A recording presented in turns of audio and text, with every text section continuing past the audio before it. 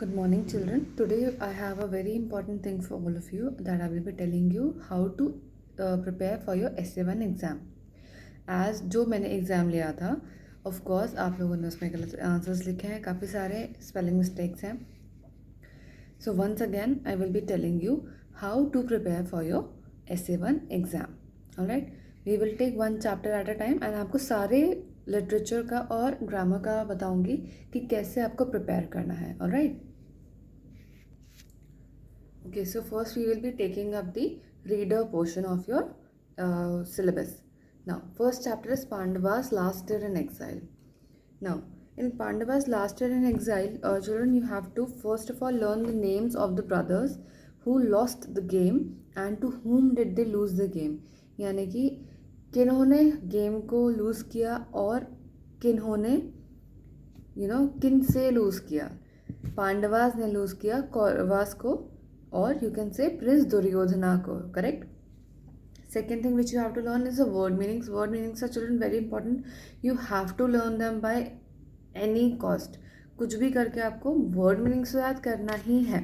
जब तक आप word meaning नहीं याद करेंगे आप आंसर ठीक से नहीं लिख पाएंगे. Alright?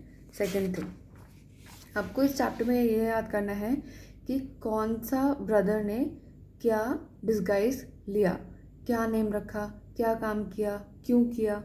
ये you have to learn on this page number 2. Page number 2, this middle paragraph, यहाँ पे आपको ये सारा मिल जाएगा कि कौन से ब्रदर ने क्या नेम लिया और क्या डिस्गाइज किया अपने आप को टू सेव देम, ताकि वो और 12 साल ना उनको एग्जाइल काटना पड़े. बिकॉज वो गेम का एक टर्म था कि अगर 12th ईयर में ये पता चल गया, 13th ईयर में ये पता चल गया कि आप कहाँ रह रहे हो, तो आपको एक और साल एग्जाइल का काटना पड़ेगा. Correct?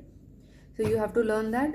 And towards the end of the chapter you have to learn कि उत्तरा कुमार ने क्या किया. वो फाइट करने गया लेकिन वो वहाँ से रन अवे करके चला गया because he was scared of the Kaurava army that he saw at the battle field. Alright, now coming to the next chapter, Nani's Walk to the Park. Nani's Walk to the Park is a very simple sweet chapter. इसमें सिर्फ ये है कि नानी वेंकी को लेके walk पे जाती है. उसके बीच में वो 7 लेन्स को क्रॉस करते हैं. उन लेन्स के क्या नेम है, उनका स्पेसिफिकेशन क्या है कि लेन ऑफ ट्रेजर्स में क्या मिलता है, लेन ऑफ मैजिक में क्या मिलता है. Alright, then lane of dreams में क्या है, तो लेन ऑफ फ्रेंडशिप में क्या है. ये अलग अलग चीज़ें दी हैं, तो ये आपको लर्न करना ही करना है. ओके, लेन्स के नेम, लेन्स का सीक्वेंस और लेन्स की स्पेशलिटी क्या है. Alright, you have to learn all these things about all the lanes that are mentioned in the chapter. That's it. इतना ही आपको याद करना है. इसको अगर आप ये याद कर लेते हैं अबाउट द लेन्स, आपको सारा चैप्टर आप आंसर कर पाएंगे. Alright, word meanings again very important. Back exercise you have to revise that also. Children, जो आपके चैप्टर्स के पीछे एक्सरसाइज दिया होता है language structure Grammarly, language structure and Grammarly, आपको ये भी रिवाइज करना है क्योंकि ये भी आपके कोर्स का पार्ट है और ये मैंने आपको करवाया है विद आंसर्स. ये मैंने आपको विद आंसर्स कराया है, इसीलिए आप इसको भी लर्न करेंगे. आई डोंट मीन टू से कि आपको लर्न करना है एग्जैक्टली कि क्या फिल इन द ब्लैंक दिया है एंड क्या है, बट अगर जहाँ पे वर्ड मीनिंग्स दिए हैं वो आपको याद करना है. जो कंसेप्ट्स दिए हैं, जो कंसेप्ट्स मैंने रिवाइज पहले करवाए हुए हैं, वो आपको रिवाइज करने हैं फॉर द एग्ज़ाम, वो आ सकते हैं. Alright, coming to the next chapter, how beautiful is the rain, poem number 1. इसमें आपको सिर्फ वर्ड मीनिंग याद करना है और पोएम को आपको रीड करना है 2 से 3 बारी, तो आपको ऑटोमेटिकली पता चल जाएगा कि पोएट क्या कहना चाहता है पोएम के अंदर. Okay, one more thing, literary appreciation, page number 21 पे दिया है लिटरेरी अप्रिसिएशन. लिटरेरी अप्रिसिएशन को आपको ज़रूर रिवाइज करना है. That is a important part to revise. वो भी मैंने पहले करवाया है. Okay, now coming to chapter number 3, cleanliness is godliness. इस चैप्टर का सिर्फ एक ही चीज़ है जो आपको लर्न करना है, that is the moral of the story. इसको आपको मॉरल लर्न करना है कि क्या बताया गया है इस चैप्टर में. ओके, इस चैप्टर में ये बताया गया है that cleanliness is equal to godliness. Godliness मतलब भगवान के जैसा. करेक्ट. बहुत डिटेल में आपको मैंने क्वेश्चन आंसर्स एक्सप्लेन किए हैं. So you have to learn them and you have to learn the word meanings given in the chapter. Coming to the next one. And of course आपको back exercise तो करना ही करना है. उसमें जो ग्रामर दिया है वो तो करना ही करना है. Question answer you have to learn. Okay. Chapter number 4 the royal Bengal tiger. Royal Bengal tiger में आपको जो प्रोजेक्ट है, प्रोजेक्ट टाइगर है, उसके डिटेल्स आपको याद करने हैं कि वो कब लॉन्च हुआ था, क्या उसका एम था. Okay, which is also given in the back exercise here. Comprehension part number be on page number 32. अगर आप ये पूरा पेज याद कर लेते हैं क्वेश्चन आंसर्स का, तो you will be able to answer all the question which are coming from the chapter. Okay, chapter में जो भी लिखा है, अगर आप ये याद कर लेते हैं पेज 32 पे जो एक्सरसाइज है, आप वो सब चीज़ें आंसर कर पाएंगे जो भी चैप्टर में लिखी है. Also the part number C of comprehension on page number 33. Okay, वो भी आपको लर्न करना है. For example, children, now see on page number 35 here, page number 35 here, this blue box. अगर आप देखोगे तो उसमें दिया है काइंड ऑफ प्रोनाउंस. चिल्ड्रन, कुछ चीज़ें हैं जो हमने इसमें नहीं करी हैं, जो हम बाद में ग्रामर के साथ करेंगे. तो आप लोग को वो सब कुछ रिवाइज करना है जो मैंने आपको ऑलरेडी कराया है. ओके, आपको सब चीज़ें नहीं लर्न करनी है. जो भी मैंने कराया है सिर्फ आपको वो लर्न करना है और रिवाइज करना है. ग्रामर में कंसेप्ट्स आपको रिवाइज करना है. जो रीडर बुक है उसमें आपको लर्न करना है. Word meanings, question answers, important things from the chapter you have to learn. Okay, now coming on to the poem number 2 nations strength. ये वाला पोएम मैंने आपको बहुत ही डिटेल में एक्सप्लेन किया है. अगेन आपको वर्ड मीनिंग याद करना है और बैक एक्सरसाइज आपको जो क्वेश्चन आंसर्स हैं पेज नंबर 38 एंड 39 पे, वो आपको याद करना है. Alright, and I think that's about it. Your literature is that much only. The Wordsworth book, इस बुक में आपको नेशंस स्ट्रेंथ तक ही आएगा. ओके, सिलेबस मैंने दिया है. If you want me to repeat the syllabus once, you can please let me know, I will do that. Now we will be coming to your grammar portion.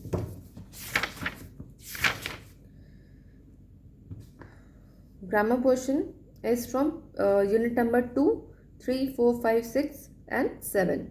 Okay.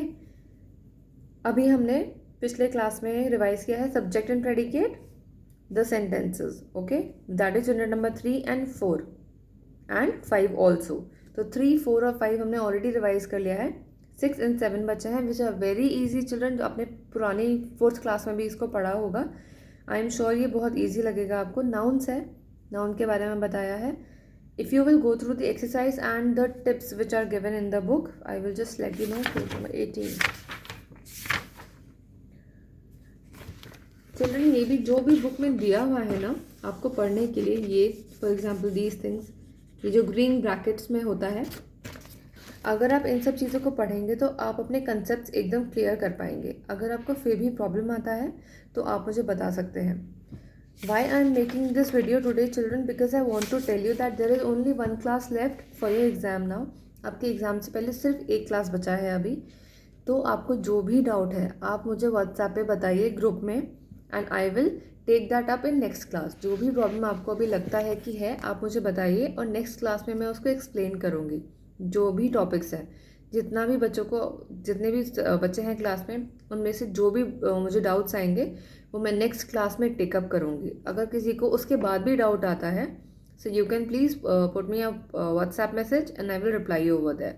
Alright children, just make sure कि आप मुझे message school timing में ही कर रहे हैं, उसके बाद नहीं, because that it's a little difficult for me to answer than. Okay, so before 1 o'clock you will question me. जो भी आपको डाउट है I will explain you that. Alright children, please make sure that you put your doubts. Otherwise please don't come later on कि ma'am ये नहीं है, answer नहीं है, वर्ड मीनिंग कहाँ से दिया है हमें नहीं पता, बुक नहीं है, चैप्टर मेरी बुक में नहीं है. जो भी चीज़ है, जो भी आपको प्रॉब्लम है, आप मुझे अभी बताइए, उसका सोल्यूशन हम एग्ज़ाम से पहले ही करेंगे. Okay, there is 1 class left and 3 days लेफ्ट. We will do all the solutions in these 3 days only. Okay, not before the exam. All right, children. And that's it for today. That's it I'm telling you today. Take your time, do revision, take your doubts, complete your notes, whatever you want to do. Read your questions, read your chapters to learn them again and again, because her question learn करना is very difficult. अगर आपको story पता है तो आप answer लिख सकते हैं. Last one thing I want to tell you children, अगर आपको आंसर लिखना है एग्ज़ाम में, दैट डजंट मीन कि आपको सीधा बुक से देखकर लिखना है आंसर. अगर आप बुक से देखकर लिखते हैं तो वो गलत होगा. क्यों? क्योंकि जो बुक में लिखा होता है वो ऑथर के लैंग्वेज में लिखा होता है, फर्स्ट थिंग. सेकेंड थिंग, हो सकता है कि वो पास्ट टेंस में हो, प्रेजेंट टेंस में हो, या फिर फ्यूचर टेंस में हो. ओके, फर्स्ट पर्सन में हो, या सेकेंड पर्सन में हो, या थर्ड पर्सन में हो. अगर ऑथर खुद नरेट कर रहा है तो वो फर्स्ट पर्सन में होगा. अगर कोई और ऑथर की स्टोरी आपको सुना रहा है तो वो सेकंड पर्सन में होगा. अगर आप उसके बारे में किसी और को बता रहे हो तो वो थर्ड पर्सन में होगा. जो आप आंसर लिखते हो वो थर्ड पर्सन में होता है. कोई आपसे पूछ रहा है, आप उसको बता रहे हो जो आपने किसी और से सुना है या पढ़ा है, करेक्ट. सो जब आप वही चीज़ लिखते हो जो बुक में लिखी है तो उसका टेंस, उसका पर्सन गलत हो जाता है. Correct, that is not the right way to answer the question. I will take a one example. अभी जो एग्ज़ाम क्लास टेस्ट मैंने लिया था कल, उसमें एक क्वेश्चन था कि to who lost the game to prince Duryodhana. Correct, आप सब लोगों ने एक्सेप्ट 1-2 पीपल, आप सब लोगों ने क्या लिखा है, फर्स्ट 2-3 लाइन्स आपने लिखी है. Having lost the game of dice to their cousin prince Duryodhana. इसका मीनिंग है क्योंकि उन्होंने गेम हारा टू प्रिंस दुर्योधना. सिर्फ यही है इसका मतलब जो आपने लिखा है. आपको क्या लिखना था, Pandavas lost the game to prince Duryodhana, that's it. लेकिन आपने लिखा क्योंकि वो गेम हार गए थे प्रिंस दुर्योधन को. आपने ये नहीं लिखा इसमें कि कौन हारा था.